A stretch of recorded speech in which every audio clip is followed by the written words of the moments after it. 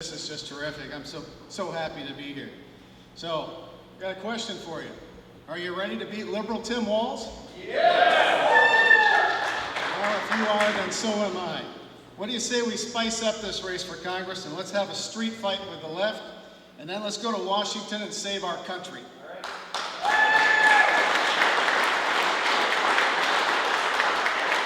I'm so happy to be here on the Fitzsimmons farm today. This lovely backdrop of the bean fields, and we got cornfields over there. It's just wonderful, great machinery. This is the heart of agriculture.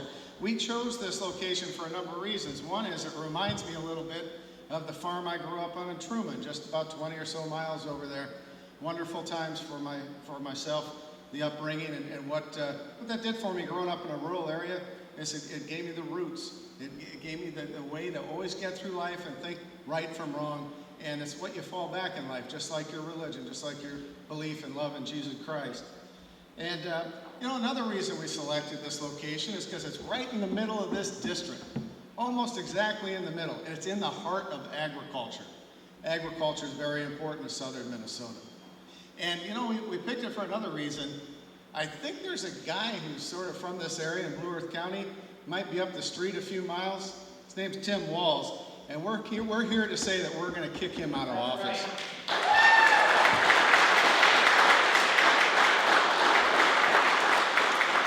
Well, if we're going to win in 2014, we have to carry rural areas just like this. And I got to say, it's awesome to be here with such great Americans. And your presence here makes it all the more exciting for me to announce that I am now a candidate for Congress in Minnesota's 1st District.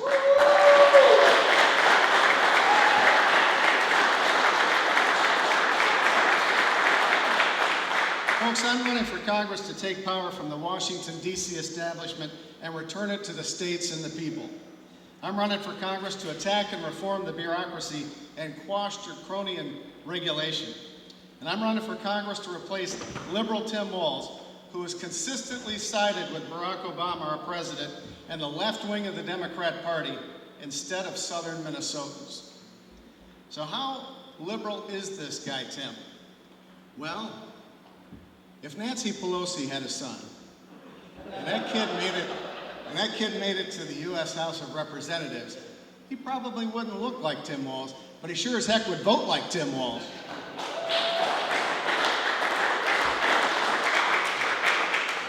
Tim Walz is the most liberal congressman in the history of southern Minnesota. He's collected all the left-wing Obama trading cards: Obamacare, cap and trade, stimulus, trillion-dollar deficits. Wow, that was a good one because they never happened until Obama showed up.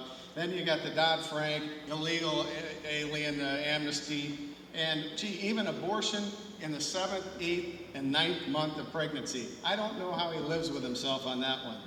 And heck, Tim even supports President Obama's failed policy in the Middle East, which is leaving the Middle East in flames along with U.S. prestige. With such a liberal record, Tim deserves the Nancy Pelosi Lifetime Achievement Award in the field of, you have to vote for the bill in order to know what's in the bill. My job during this campaign will be to attack effectively and go after the liberal congressman. And since he's been in office, since 2006, he's probably only been under pressure a couple of times that I can remember. It was those healthcare forums where we were talking about Obamacare, and some of you were there and you asked the tough questions. And what did Tim do there? Well, he bobbed and he weaved and he did everything he could to get the heck off the stage. And he told us some things that just weren't quite true. There was that one line he said, if you like your current doctor, you can keep your current doctor. That was a good one, only to be followed up with, if you like your current health care plan, you can keep your current health care plan. Well, there's going to be a lot of folks in this district who are going to feel like they were lied to by their congressman. They were deceived. Maybe that their congressman gave them a little bait and switch, but we'll have good news. I'll be able to tell them, if you don't like your current liberal congressman, you don't have to keep your current liberal congressman. You can vote for Jim Hagedorn. You can have common sense conservative reform. President Obama, Congressman Walz, and the rest of the liberal elite have enacted several horrible bills that are undermining our economy, our economic growth, and they're granting the federal government dominion over the daily lives of the Americans. But of all the bad bills, Tim has voted for, all the bad bills Tim has voted for, Obamacare is the granddaddy monstrosity of them all. Obamacare is toxic. It's the equivalent of a cancer that's been injected into the medical care system by Washington, D.C. politicians and bureaucrats. Obamacare will drive up costs, limit health insurance choices, dumb down medicine, ration care, grant the federal government authority over your lives. It's a disaster. Obamacare is a threat to all centers of medical excellence, all centers of medical excellence, including the Mayo Clinic. Think about it. Rather than defending Mayo in the interests of Rochester and southern Minnesota, our own congressman voted to let Washington control medical procedures and outcomes. That's unacceptable. What will happen to southern Minnesota when kings and queens and presidents, prime ministers, even dictators, along with hundreds of thousands of everyday citizens from around the world in our country, what will happen when they decide not to go to Rochester because the Mayo Clinic might not offer a much better choice than some other place right down the street? Or what will happen when the bureaucrats in Washington just deny them access to the Mayo Clinic, which can happen under Obamacare? I shudder to think how that would hurt doctors, hurt medical practitioners, business owners, southern Minnesotans in general. I tell you folks, the contrast between the congressman and me on the issue of Obamacare couldn't be clearer. We must repeal and eradicate the cancer of Obamacare, and we must replace it with market-based reforms.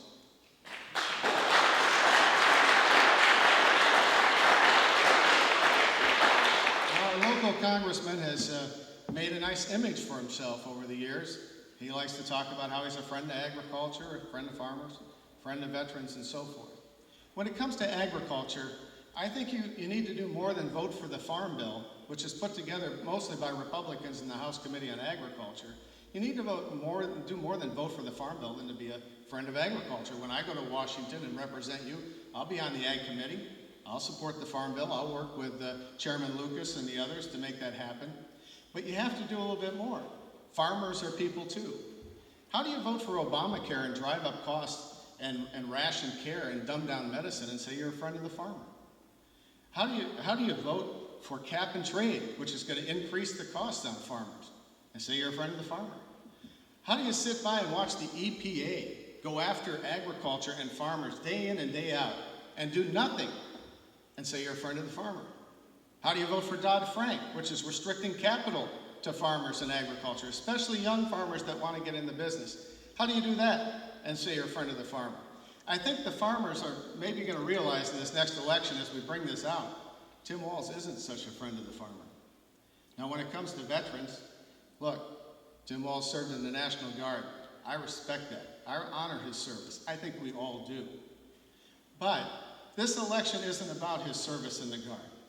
This election is about his service in the United States House of Representatives, and he's misrepresented our views. In 2006, when Congressman Walz was first elected, he ran against Gil Gutnick and said, you know, the Bush administration's screwing up. There's too much red tape.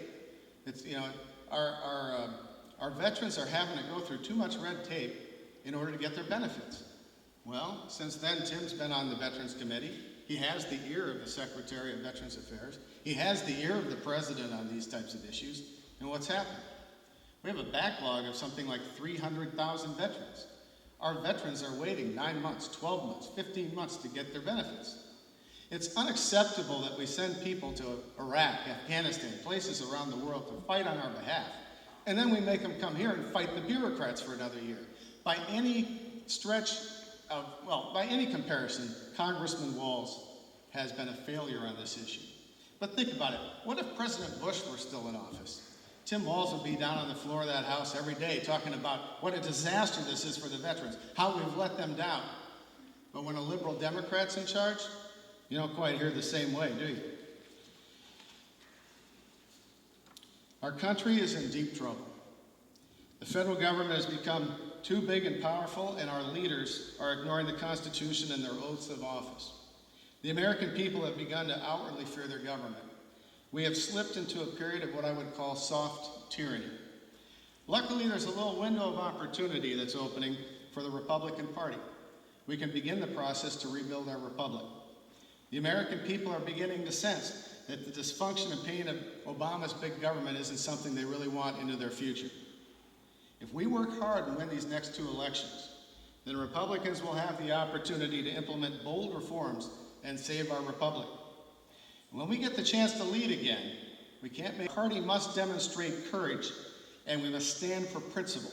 Our leaders must put country and the American people over money, power, and careers. Now, I'm up for the job. I've been tested. Kind of my whole little life has led to this moment where I think I got a little bit something to offer. But unlike the liberal congressman, who has used his power to expand government, increase spending, and impose federal bureaucrat meddling in our lives, my record of legislative achievement nationally is one of fighting for smaller government, lower spending, and conservative solutions, such as work for welfare, Second Amendment rights, broad tax reform, and tax relief. Even when I worked behind the enemy lines in the Department of the Treasury as an executive, I rejected the temptation of using my authority to pad my career, expand government, and sell out and lobby for big money. Instead, I pushed several reform-minded bills through the Congress, including one I personally devised to cut my own agency. We cut offices, we cut bureaucrat jobs, we cut spending, and we improved service to the taxpayers. I think that's what you're looking for in a leader going to Washington, D.C. Once elected to serve you in the Congress, you can trust that I will go to the nation's capital and represent your interests and defend our country. Why? Because that's my record, and that's what I'm all about.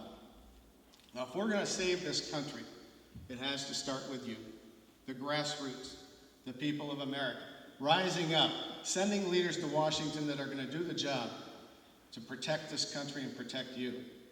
I've had a nice opportunity of going around to the different Republican organizations, talking with folks, getting to know, meet new people. People have impressed me. One in particular who's here with us today, I met this guy named Jack Zimmerman over in LeSueur County. And Jack's a young whippersnapper, and he's the future of this country, and he's the future of our party. And he had such an outgoing personality, bubbly, he's just a go-getter, wanted to do what he could to help. And I got talking with Jack a little bit after the meeting. He and Senator Kreif and Lon and I, we had a beer or two. And Jack told us about how he stepped on an improvised explosive device in Afghanistan, lost his legs, lost the use of one of his arms. And he said, and this is pretty profound, and he said, if it hadn't been for my faith in God, I would have died right there on the battlefield. Well, that's what we're fighting for in this election. We're fighting for Jack Zimmerman. We're fighting for everybody that we know that we can rally around. And I would just like to say, Jack, I'm honored that you're here tonight. And folks, please give Jack a hand and thank him for seeing us.